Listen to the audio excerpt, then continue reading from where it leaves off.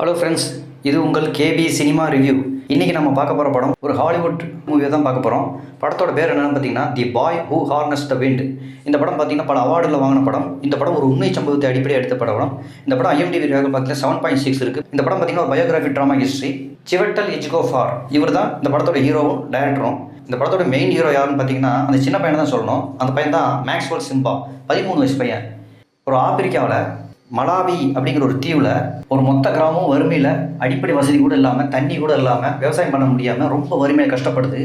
அப்படி கஷ்டப்படுற அந்த கிராமத்தையும் ஒட்டுமொத்த கிராமத்தையும் ஒரு 13 வயசு பையன் அந்த கிராமத்தினுடைய வறுமையை போக்கியிருக்கான். இதுதான் அந்த படத்தோட கதை. அப்படி என்ன பண்ணான் அப்படின்னு கேட்டிங்கன்னா, விண்ட் ஜெனரேட்டர் அப்படிங்கிற ஒன்று உருவாக்கி, அதன் மூலமாக எலக்ட்ரிசிட்டியை உருவாக்கி, அதன் மூலம் அந்த ஊருக்கு ஒரு மோட்டரை உருவாக்கி தண்ணியை கொண்டு வந்து அந்த மொத்த கிராமத்தோட வறுமையவே போக்கியிருக்கான்னா இந்த படம் ஒரு வேறு லெவல் மூவி. இந்த படத்தை கண்டிப்பாக நீங்கள் பார்த்தே ஆகணும். இது ஒரு மஸ்ட் வாட்ச் ஃபில்மு.